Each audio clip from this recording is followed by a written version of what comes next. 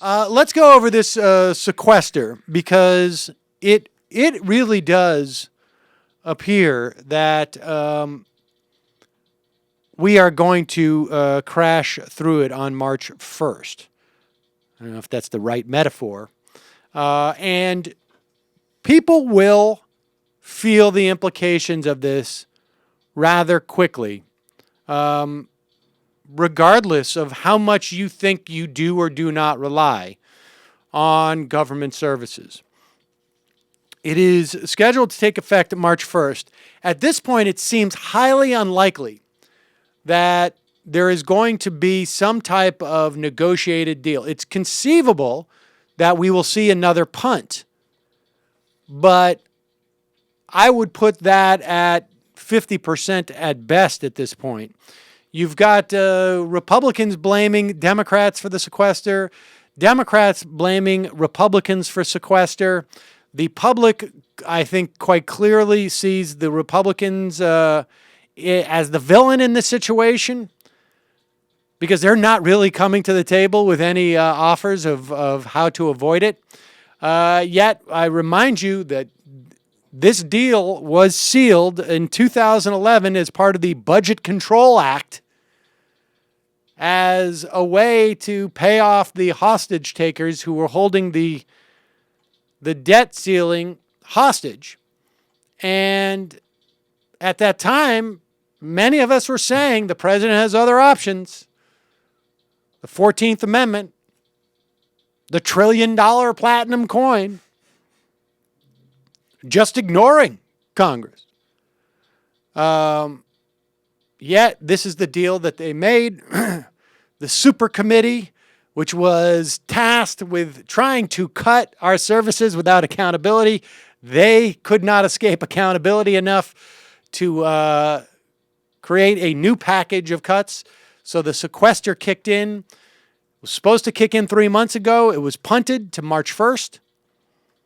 And now we have it. It is cuts about $1.2 trillion are split evenly between domestic discretionary spending and defense programs. Discretionary spending basically means everything but for Social Security and Medicaid. There are some cuts for Medicare, but specifically on the provider side, because there are some programs where Medicare payments are out of whack and are frankly overpaying for services. You're going to see TAMF, temporary assistance for needy families, should go untouched, and SNAP. Food stamps were exempt from the sequester. You've got about $43 billion in defense cuts, which represents a 9.4% cut. $29 billion in domestic cuts, discretionary cuts. $9.9 billion in Medicare cuts. Again, on the provider side, that's about 2% cut. $4 billion in other mandatory cuts. That's this year. About $86 billion of cuts this year. There are different projections of how much this is going to slow our economic growth. And they range from 1.5% to 0.5%. There are different projections as to how many people will lose their jobs. An economist at George Mason University, a libertarian-minded economist, predicts that we're looking at about 330,000 jobs from defense cuts, 420,000 jobs from non-defense cuts, and up to 2.1 million jobs lost. Other people have that number at a lesser number, but it's clear this is going to hurt the economy.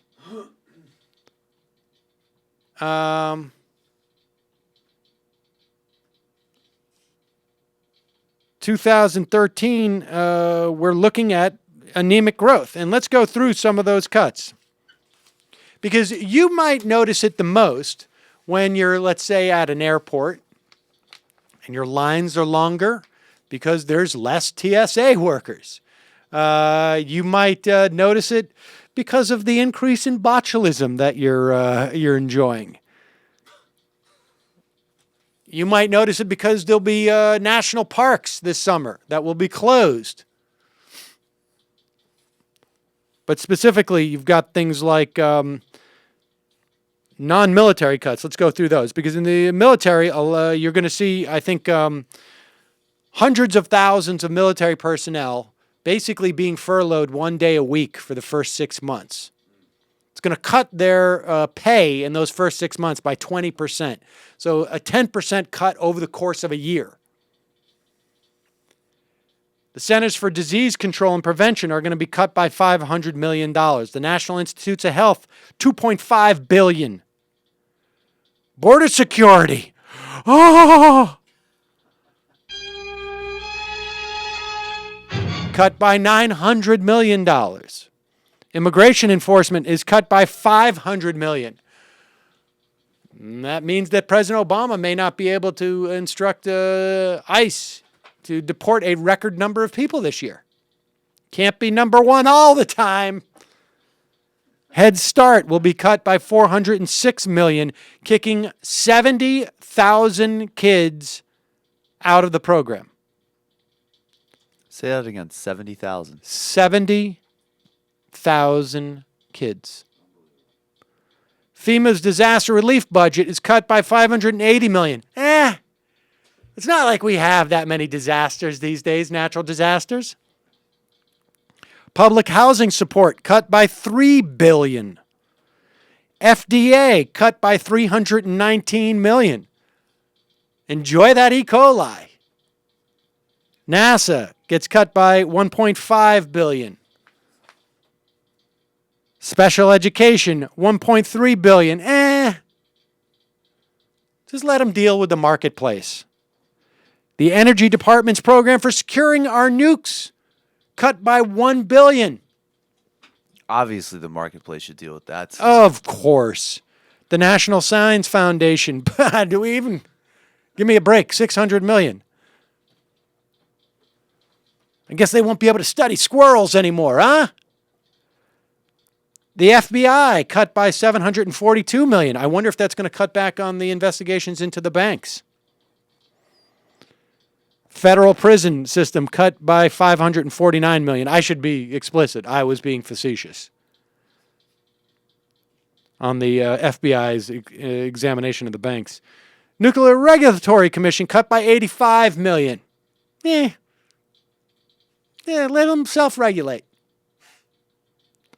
SEC cut by $117 million. I mean, it goes on and on. So enjoy the sequester, folks. Maybe the American public will wake up and understand you don't get what you don't pay for. And, you know, frankly, the best that the Democrats can do at this point, and the president can do, is make it really clear this is what you get with this sequester, and the Republicans are standing in the way. From a purely political standpoint, is there hypocrisy in that? Yes. Not on my part, but on the Democrats' part. But yes, that's part of welcome to politics.